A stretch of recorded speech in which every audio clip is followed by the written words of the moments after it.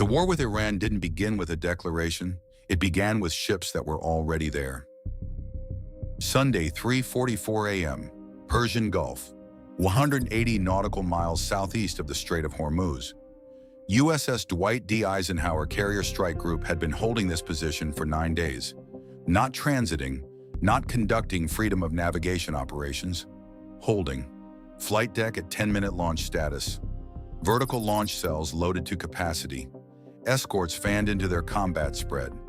9 days of elevated readiness at a position that put the carrier's air wing within strike range of every significant military installation in southwestern Iran. The crew had been told the posture was precautionary. By day 9, nobody on the ship believed it was precautionary anymore. USS Abraham Lincoln was 340 nautical miles to the southeast in the Arabian Sea on its own holding position.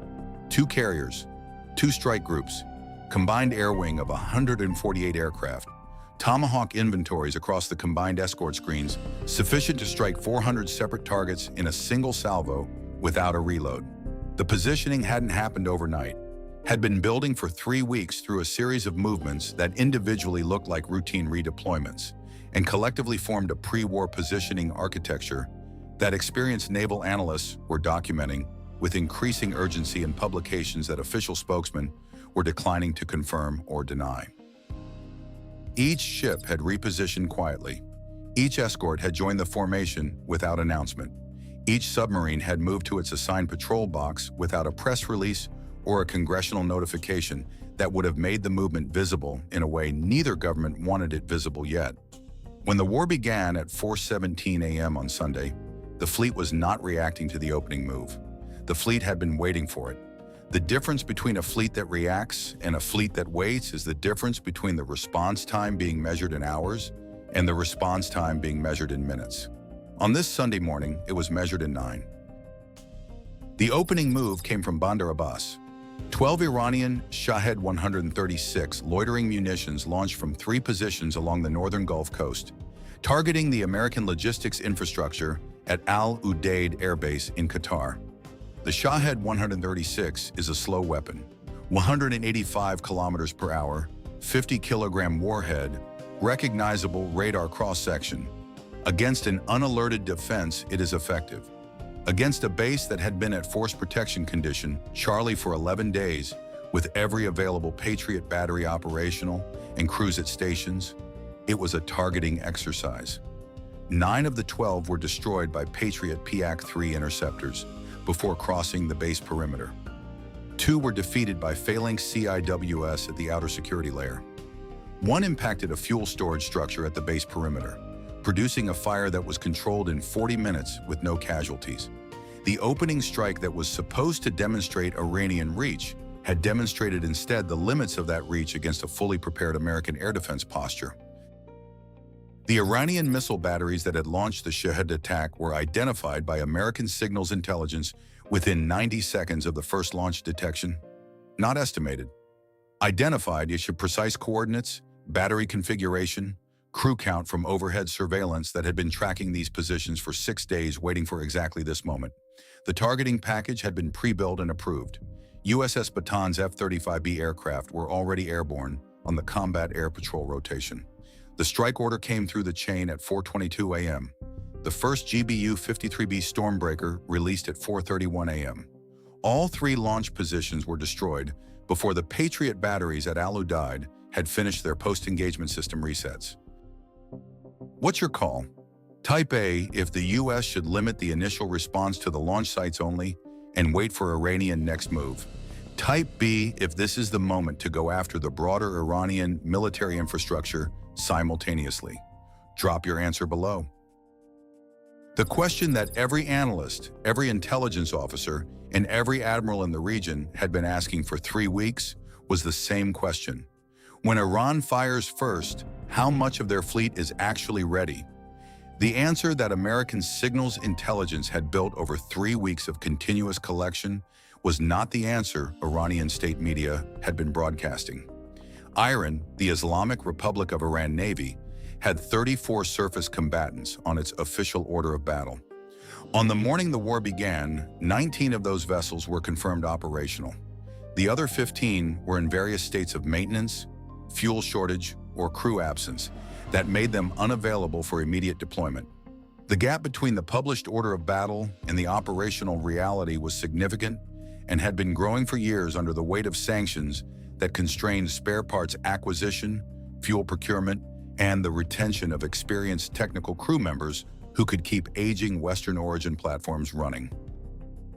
Of the 19 operational vessels, 11 were Sina-class and Khanjar-class fast attack craft. Small, fast, missile-armed, and designed for the shallow littoral waters of the Persian Gulf, where their limited range didn't matter. 8 were larger combatants, including 3 Alvin-class frigates carrying standard SM-1 missiles, acquired before the Revolution and maintained through improvisation and domestic reverse engineering for 4 decades. The surface threat was real. It was not what the order of battle implied to anyone reading the published numbers without the collection underneath them. The IRGCN fast attack boat fleet was a separate calculation. 200 documented vessels. Missile-armed speedboats, patrol boats, and semi-submersible craft that could operate across the entire Gulf in the shallow coastal bands where American destroyers couldn't follow. Iranian doctrine for the IRGCN fleet was the swarm, mass simultaneous launch from dispersed positions across a wide front, overwhelming a single defending platform's intercept capacity by presenting more simultaneous threats than it could engage. The doctrine was real and had been war-gamed extensively. The American counter to it was equally real. Don't let the swarm get organized. Don't wait for it to launch. Strike the staging bases while the boats are still tied to their piers. At 5:15 a.m., 52 minutes after the first Shahed was detected inbound, FA-18F Super Hornets from USS Eisenhower began a coordinated strike on 6 IRGCN fast attack boat staging facilities along the northern Gulf Coast.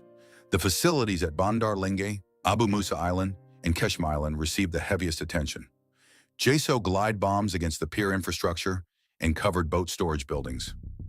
AGM-88 harm rounds against the coastal surveillance radar systems that provided the targeting picture the boat crews used to identify and close on American vessels. Each facility had been photographed and mapped to the maintenance bay level over 3 weeks of collection. The strike planners knew which buildings held which capabilities. The ordnance went to specific structures with specific purposes. The IRGCN staging infrastructure that had represented the most numerically threatening element of Iran's Gulf strategy was reduced to burning piers and collapsed storage buildings in 34 minutes of strike operations. 41 IRGCN fast attack boats that had been at sea when the strikes hit their staging bases found themselves without the communications relay infrastructure, without the coastal radar picture, and without the fuel and maintenance support that their operational cycle depended on. Some turned toward the Iranian coast and attempted to reach secondary facilities. Some attempted to continue their assigned patrol routes on the doctrine that their mission was still valid, regardless of what happened ashore. The ones that held their patrol positions were found by MQ-9 Reaper drones that had been orbiting the Gulf in a persistent surveillance pattern since 2 a.m. Each identified contact was passed to the closest American surface combatant with a firing solution. The surface action that followed wasn't a swarm defense. It was a cleanup operation against isolated boats that had lost their command architecture and were operating independently in a threat environment designed to engage them as a coordinated mass. Subscribe to my channel and hit the bell. Every phase of this operation, the fleet positioning, the strike sequencing, the submarine operations, broken down completely. This is what we're built for. The submarine dimension had been set before the first Shahed left its launcher. USS Hawaii, USS Mississippi, and USS North Carolina had been operating in the Persian Gulf and Gulf of Oman for 12 days, positioned on patrol boxes that gave each boat firing solutions on the IRIN surface fleet's primary operating areas and the coastal missile battery network simultaneously. USS Springfield and USS Alexandria were holding in the Arabian Sea, tracking the 2 IRIN Kilo-class submarines that represented Iran's most capable undersea threat. The Kilo-class boats had departed Bandar Abbas 5 days before the war began, an early warning indicator that the American intelligence community had flagged immediately and passed up the chain as a potential war indicator.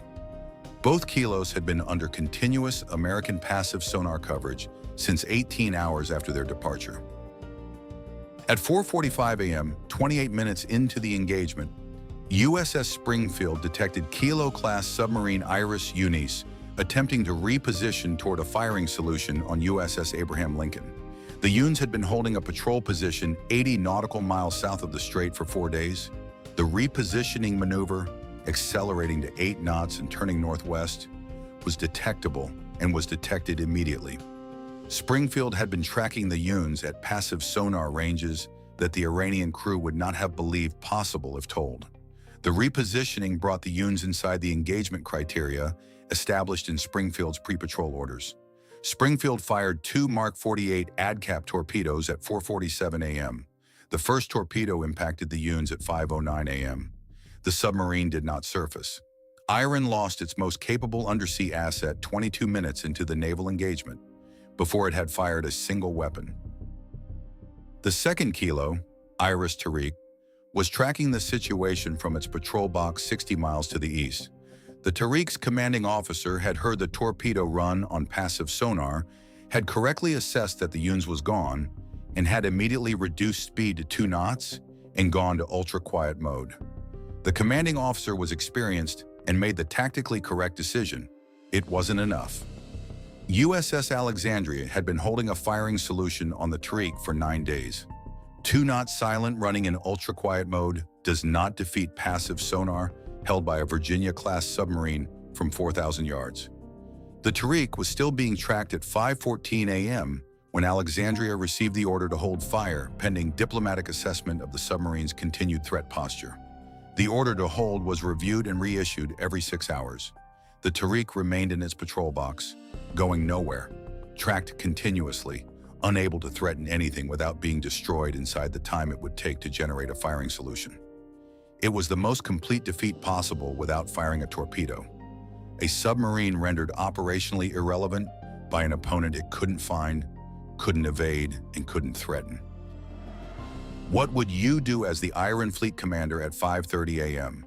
Staging bases destroyed, IRGCN boat swarm disrupted, the Yuns gone, and the Tariq cornered. Comment your decision and your reasoning below. The Iranian ballistic missile response came at 6:02 a.m. 14 Fateh 313 ballistic missiles launched from mobile launchers in the Zagros foothills targeting Udeid Air Base and the American Ground Forces staging area at Camp Arifjan in Kuwait. The Fateh 313 is a precision-guided ballistic missile with a CEP of approximately 10 meters at its maximum range of 500 kilometers. 14 of them aimed at 2 American bases represented a strike package that could produce significant damage if any of them penetrated the air defense architecture. The air defense architecture did not permit penetration.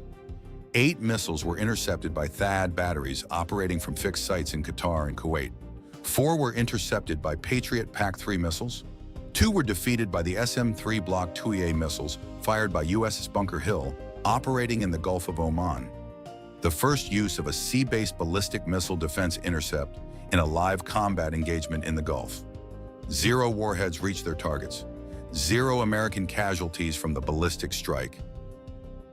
The reloading cycle for the THAAD and Patriot batteries after a 14-missile engagement is a logistical operation that takes hours, not minutes. Iran's missile planners knew this. The 14-missile first salvo was designed to exhaust the ready interceptor inventory before a second, larger salvo arrived to find the batteries temporarily reduced in capacity. The second salvo, 22 missiles, launched from a wider dispersal of launch sites, came at 7:41 a.m. The Americans had known a second salvo was coming, had tracked the reload operations at the Iranian launcher positions via satellite for the 99 minutes between salvos, had pre-positioned additional interceptor reload teams at both THAAD sites during the gap, had requested and received SM-6 missiles fired from USS Carney and USS Cole to fill the gaps in the surface ship engagement envelope during the battery reload window. The second salvo was engaged by a layered defense that had been reinforced specifically for it. 19 of 22 were intercepted, 3 impacted at Camp Arifjan, 2 on open ground, 1 on a vehicle maintenance facility. 7 American soldiers were wounded. None were killed. The missile campaign that was supposed to make American bases in the Gulf untenable had produced 7 wounded in 2 salvos of 36 missiles. The Iranian Air Force contribution to the opening engagement was limited by the same maintenance and readiness constraints that had degraded the Iran surface fleet. Of 186 combat aircraft on the official Iranian Air Force order of battle, American intelligence assessed 61 as mission-capable on the morning the war began. Of those 61, the Iranian Air Force committed 24 to the opening strike package, a combination of Su-25 ground attack aircraft carrying anti-runway munitions and F-4 Phantoms armed with AGM-65 Mavericks targeting American radar sites in Qatar. The strike package was detected by E-3 Sentry airborne warning aircraft orbiting over Saudi Arabia 4 minutes after the aircraft departed their bases. F-15C Eagles from the 58th Fighter Squadron at Al Udeid were vectored to intercept. The engagement happened 140 miles from the nearest American base. 8 Iranian aircraft were destroyed in the initial BVR engagement. 12 turned back before reaching their launch points. 4 continued to within 60 miles of their targets before being destroyed by follow-on F-15C intercepts. 0 anti-runway munitions reached the airfield. 0 Mavericks reached their radar targets.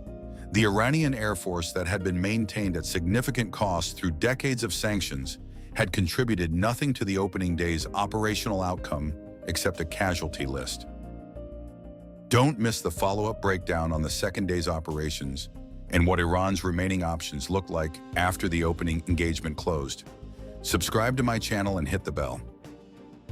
By 9 a.m., the operational picture had clarified into a pattern that both sides understood and that the region watching on satellite feeds was absorbing in real time. The IRGCN staging bases were destroyed. The fast attack boat swarm had been disrupted before it organized. The Yuns was gone. The Tariq was cornered. The ballistic missile campaign had spent 36 missiles to produce 7 wounded. The airstrike package had produced nothing. The Iranian military that had been prepared over decades for exactly this scenario, the confrontation with American naval power in the Gulf that every strategic plan had been built around, had encountered the American forces that had been positioned for it for 3 weeks and had found the gap between preparation and execution wider than the doctrine had modeled. The American fleet that was already in position when the war began had not been placed there in response to Iranian actions, had been positioned before the first Shahed launched, before the first ballistic missile salvo was authorized, before the order to put the Kilo submarines to sea had been given. The 9 days of holding position that the Eisenhower's crew had endured at elevated readiness had not been 9 days of waiting. They had been 9 days of preparation. Targeting packages refined, intelligence updates integrated, maintenance cycles completed, crews rested and briefed and ready. When the war arrived at 4:17 a.m. on Sunday, it arrived at a fleet that had been ready for it since Tuesday. That is the operational meaning of forward presence. Not deterrence in the abstract sense that theorists discuss in think tank papers. Deterrence in the specific sense that the force which is already there, already positioned, already loaded and briefed, and holding firing solutions, changes the calculation of every commander on the other side who is trying to model what the first 90 minutes of a conflict looks like. The Iranian commanders who built the opening strike package had modeled a response time of 20 to 30 minutes from American bases. The actual response came in 9 minutes because the response force was 180 nautical miles away instead of 6,000. 9 days of holding position had compressed the response timeline from the Iranian model to the American reality. That compression is what produced the outcome. Not the weapons, not the technology advantage, the 9 days of being there before the shooting started. Was the result here inevitable given the fleet positioning? Or did Iranian commanders have options on the morning the war began that their doctrine failed to use? Type 1 for inevitable. Type D for doctrine failure. Make your case below. Wars don't begin the morning they begin. They begin the week before, in the positioning orders that move ships to holding points and elevate base readiness conditions and push submarines into patrol boxes that have been empty for months. The fleet that was in position when Iran fired wasn't there by coincidence. It was there because someone had read the intelligence, had made the judgment call that the threat was real and had moved the pieces to the board before the game started. That judgment, made 9 days before 4:17 a.m. on a Sunday, determined the outcome of the first morning more completely than anything that happened after the Shaheds launched. The ships are still there. The submarines are still tracking. The flight deck is still at 10-minute launch status. The next morning begins from the same position as the one that just ended. That is what it means for fleets to already be in position. If this breakdown delivered the analysis you came here for, like the video, share it, and subscribe to my channel. Every operation, every positioning decision, every engagement sequence, we build it out completely. What does Iran's surviving military capability look like on day 2? And what would a smarter Iranian opening strike have looked like if it had been built around avoiding the prepared American defense instead of hitting it directly? Drop both answers below.